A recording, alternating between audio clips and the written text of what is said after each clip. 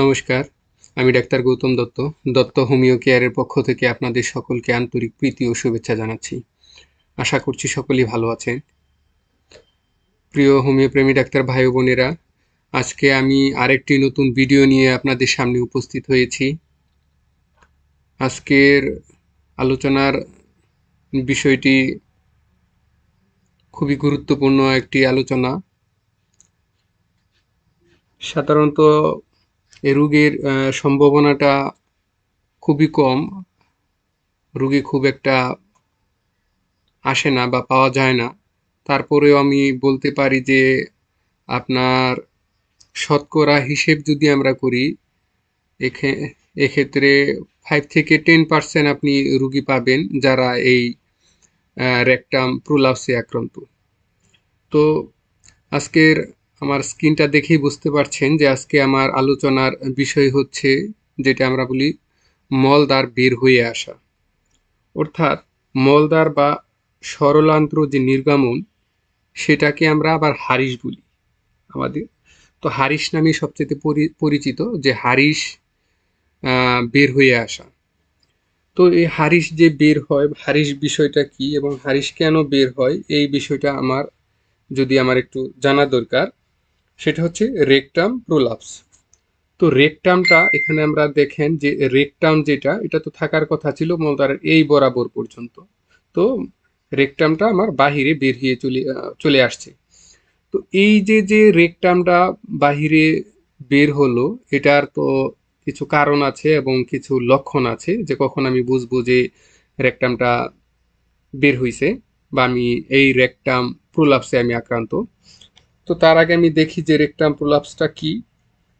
অর্থাৎ মলদ্বারের যে শেষ অংশ আমরা যেটা দেখছি যে মলদ্বারের শেষ অংশ তার স্বাভাবিক অবস্থা থেকে যদি বাহিরে বেরিয়ে আসে, এই যে স্বাভাবিক অবস্থা থেকে যদি বাহিরে বেরিয়ে আসে, অথবা আমরা যদি বলি যে নিচের দিকে কিছুটা ঝুলে পড়ে বা নেমে পড়ে, এই অবস্থাটাকে আমরা রেকটাম প্রোলাপস বা হারিস বের হওয়া বলি।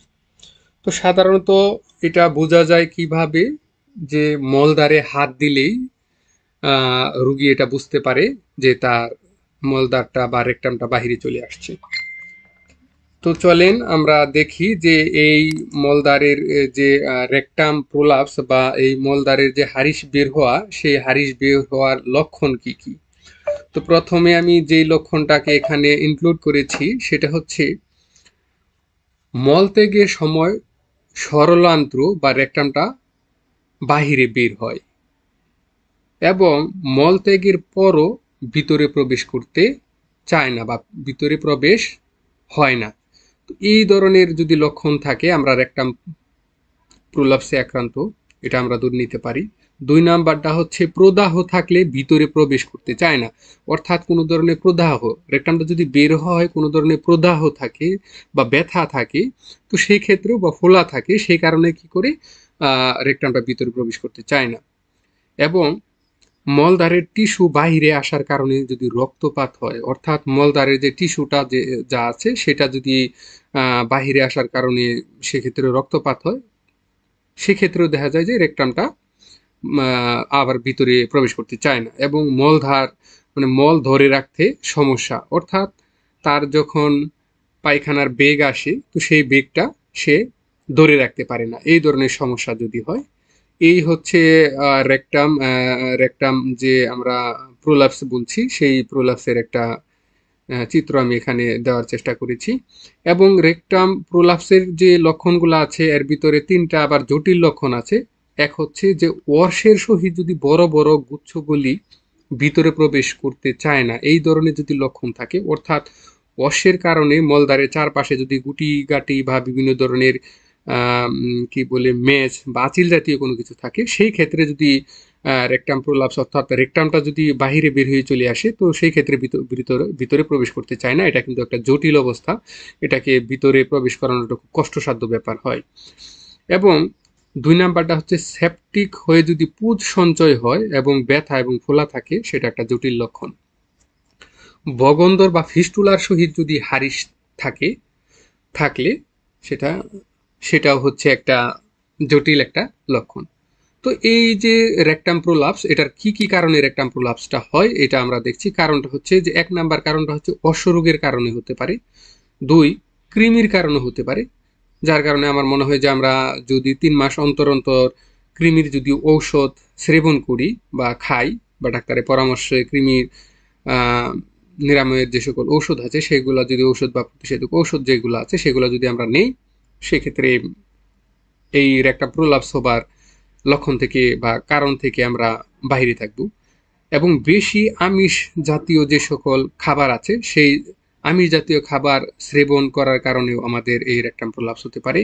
পুরাতন আমাশয় অথবা উদারাম উদরাময় বা ডায়রিয়ার যদি কারণ হয় সেক্ষেত্রেও হতে পারে। অর্থাৎ যে ক্রনিক যে ডিসেন্ট্রি যদি থাকে সেক্ষেত্রেও হতে পারে, এবং কোষ্ঠকাঠিন্যের কারণেও হতে পারে। 6 নাম্বার যেটা হচ্ছে পায়খানার বসার সময় বেশি কুদ দেবার কারণেও সেই রেকটাম প্রোলাপস হতে পারে। তো রেকটাম প্রোলাপসের ক্ষেত্রে আমি যে মেডিসিনটাকে প্রথমে সিলেক্ট করেছি সেই মেডিসিনটা এখানে অন্তর্ভুক্ত করার চেষ্টা করেছি। মোটামুটি প্রধান প্রধান যে সকল লক্ষণ সেগুলোকে আমি অন্তর্ভুক্ত করার চেষ্টা করেছি। আশা করছি এই ধরনের লক্ষণ মিলিয়ে যদি আপনি ওষুধ সেবন করতে পারেন 100% আপনি নিরাময় লাভ করবেন। তো প্রথমে যে মেডিসিনটা আমি নির্বাচন করেছি সেটা হচ্ছে ফডোপাইলাম। তো এই ফডোপাইলামটা আমরা কিভাবে এটাকে আমরা দেখি, সরি পডোপাইলাম। পডোপাইলামটা হচ্ছে উদরাময় এবং আমাশয় রোগে কুণ্ঠনে, অর্থাৎ আপনার যদি ডায়রিয়া বা আমাশয় যদি দীর্ঘকালীন থাকে, এই ধরনের রোগে যদি আমার যদি কুণ্ঠন দেই বা কুণ্ঠনের ফলে এবং মলত্যাগের সময় বা মলত্যাগের আগে বা মলত্যাগের পরে এই সরলান্ত্র বা রেকটামটা যদি বাহির হয়, তো এই ক্ষেত্রে প্রধান ঔষধ হচ্ছে এই পডোপাইলাম। তো এই পডোফাইলামটা আমি গুহ নির্গমন বা হারিস বের হবার ক্ষেত্রে এই পডোফাইলাম হচ্ছে উত্তম ঔষধ হিসেবে আমরা চিহ্নিত করব বা প্রধান ঔষধ হিসেবে চিহ্নিত করব যদি উদরাময় বিদ্যমান থাকে, অর্থাৎ পাতলা পায়খানা বা ডায়রিয়া যদি বিদ্যমান থাকে, এই ক্ষেত্রে এই পডোপাইলাম আমার হচ্ছে প্রধান বা এবং শ্রেষ্ঠ ঔষধ এই হারিস বের হওয়ার ক্ষেত্রে। এবং আরেকটা জিনিস হচ্ছে যে শিশুর দাঁত ওঠার সময় যদি হারিস বের হয় সেক্ষেত্রেও আমরা ব্যবহার করতে পারি। এবং শিশুর যে হারিস বের হওয়ার যে অবস্থা বা এই ধরনের যে প্রবণতা, এই ক্ষেত্রেও এটা হলো শ্রেষ্ঠ ঔষধ। এছাড়াও প্রসবের সময় হারিস বের হলে, অর্থাৎ গর্ভবতী মা যারা আছে তাদের প্রসবের সময় যদি হারিস বের হয় হলে এটি কার্যকরী ঔষধ। এবং কোষ্ঠকাঠিন্য, শক্ত, শুষ্ক এবং কষ্টকর যদি মলত্যাগ থাকে সেক্ষেত্রেও হারিস বের হতে পারে। এবং হারিস বের হওয়ার বিভিন্ন কারণের ভিতরে এইগুলা হচ্ছে প্রধান কিছু কারণ। আর এই আমরা যদি দেখি যে পডোপাইলাম যে ওষুধ যেগুলো আছে সেটা যদি ব্যবহার করার ক্ষেত্রে আমরা দেখি যে পায়খানা বা স্টুল বা টা হচ্ছে কাদার মতো রংযুক্ত এক ধরনের মল থাকে, এবং জিহ্বাটা থাকে তার চওড়া এবং বৃহৎ জিহ্বা যদি থাকে, তো সেক্ষেত্রে আমি পডোপাইলামটা ব্যবহার করব। তো পডোপাইলামটা আমরা কত শক্তিতে ওষুধটা ব্যবহার করব সেটার ক্ষেত্রে আমি আপনাদেরকে যেই ওষুধ মেডিসিনটা করার বলবো যে প্রথম অবস্থায় অবশ্যই প্রত্যেকটা রোগের ক্ষেত্রে আপনি নিম্ন শক্তির ব্যবহার করেন এই ক্রনিক রোগের ক্ষেত্রে।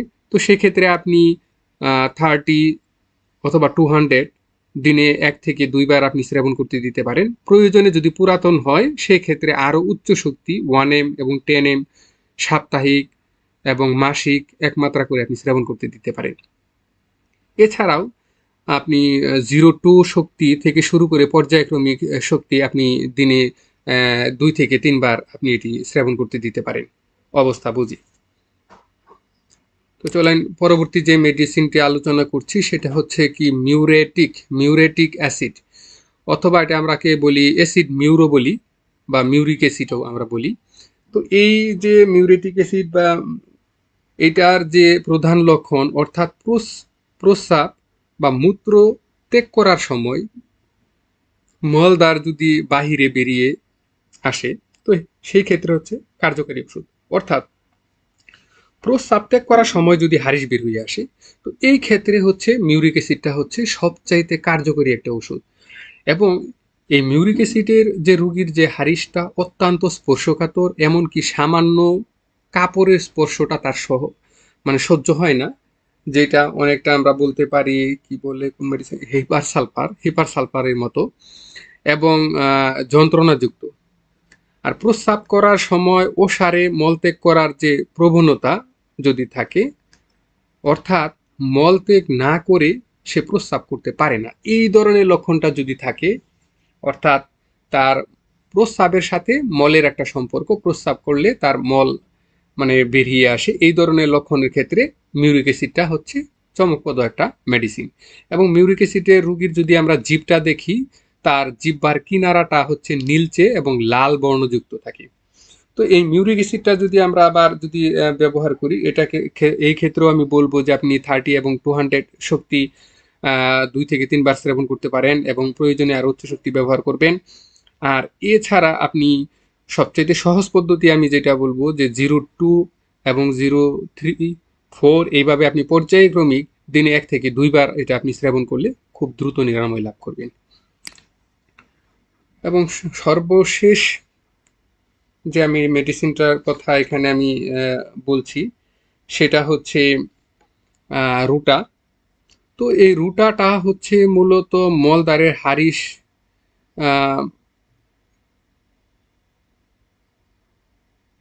মলত্যাগের সময় যদি মানে কুদ দিলে হারিস বের হয়, এবং মলত্যাগের চেষ্টা করা মাত্রই যদি দেখা যায় যে হারিস বের হয়, এবং শরীর যদি উপর করলে হারিস বের হয়, এই ধরনের লক্ষণ থাকে, সেক্ষেত্রে উত্তম ঔষধ হচ্ছে এই রুটা।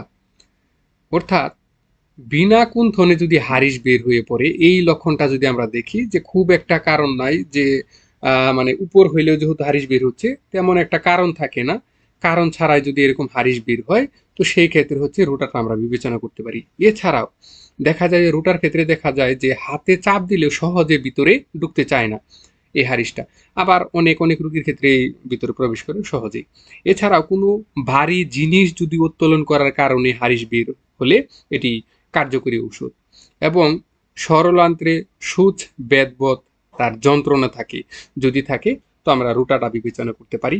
সেক্ষেত্রে রুটা ব্যবহার করার ক্ষেত্রে আমি বলবো 200 শক্তি দিনে 2 বার, 1 থেকে 2 বার রেগুলার সেবন করতে দেওয়া যেতে পারে। এছাড়াও আপনি প্রয়োজনে উচ্চ শক্তি সাপ্তাহিক এবং 15 দিন বা 30 দিন অন্তর অন্তর সেবন করতে দিতে পারেন। আর 0-2 শক্তি থেকে 3 শক্তি আপনি দিনে 1 থেকে 2 বার প্রতিদিন সেবন করতে দিতে পারেন। এছাড়াও আরেকটা মেডিসিন এখানে আমি ইনক্লুড করার প্রয়োজন ছিল আমি মনে করছি, সেটা হচ্ছে মার্কসল। মার্কসলটা আপনি আমাশয় রোগের সাথে যদি রোগী কুদ দিলে যদি আপনি হারিস বের হয়, তো এই ক্ষেত্রে এটি অব্যর্থ ঔষধ। অর্থাৎ আমাশয়ের রোগী যদি কুদ দেবার কারণে যদি হারিসটা বের হয়, এই ক্ষেত্রে আপনি মার্কসলকে বিবেচনা করতে পারেন। আর মার্কসলের ক্ষেত্রে আরেকটা জিনিস আমরা জানি যে সেটা হচ্ছে রোগীর মুখ থেকে প্রচুর লালা দুর্গন্ধ স্রাব নির্গত হয় এবং অবিরাম ক্ষুধা থাকে। আর মার্কসলের রুগীর ক্ষেত্রে ঘামটা তার বেশি থাকে, যেটা আমরা জানি। এবং রুগী দেখা যায় দুধ সহ্য করতে পারে না, এবং মিষ্টিও তার সহ্য হয় না, এবং জিহ্বার উপরে যদি দেখি যে লম্বালম্বি ভাবে টানা ফাটা থাকে, এবং পার্শ্ব দিকে যদি আমরা লক্ষ্য করি, সেখানে ইমপ্রিন্ট অফ টিথ অর্থাৎ দাঁতের ছাপ থাকে। তো এই শক্তিও পর্যায়ক্রমিক আগের মতোই আপনি সেবন করতে দিতে পারেন। আর এছাড়াও আমরা যে ব্যবস্থাটা নিতে পারি সেটা হচ্ছে আনুষাঙ্গিক কিছু ব্যবস্থা, অ্যাক্সেসরি সিস্টেম। এই ক্ষেত্রে সবচেয়ে সেরা যে আনুষাঙ্গিক ব্যবস্থার ক্ষেত্রে আমি যেই মেডিসিনটার কথা বলছি, যেটা আগে আলোচনা করা হয়েছে, সেটা হচ্ছে রুটা মেডিসিন। রুটা মাদার টিংচারটা যদি আপনি 30 ফোঁটা অথবা 1 ড্রাম আপনি দিতে পারেন, 1 drum mother tincture 1 ounce Vaseline, olive oil অথবা গ্লিসারিন, এই তিনটার যে কোনো একটার সাথে একত্রে মিশিয়ে আপনি মলম প্রস্তুত করে প্রত্যহ 2 থেকে 3 বার ব্যবহার করলে খুব দ্রুত আরোগ্য লাভ করা হয়। তো এই হচ্ছে আজকে আমার আলোচনার মূল বিষয়। আজকের আমার এই আলোচনা এবং ভিডিওটি যদি আপনাদের ভালো লাগে, অবশ্যই আমার চ্যানেলটিকে সাবস্ক্রাইব করবেন এছাড়া আপনাদের যদি কোনো ধরনের মতামত থাকে আমার কমেন্ট বক্সে জানাতে পারেন, এবং ঔষধ খাবার ক্ষেত্রে যদি কোনো ধরনের জিজ্ঞাসা থাকে আমার কমেন্ট বক্সে জানাতে পারেন। আমি আপনার লক্ষণ মিলিয়ে ঔষধ দেওয়ার চেষ্টা করব, এবং দিনে আপনি কতবার খাবেন সেই ধরনের নির্দেশনাও আমি দেওয়ার চেষ্টা করব। তো ধন্যবাদ সকলকে, ভালো থাকবেন।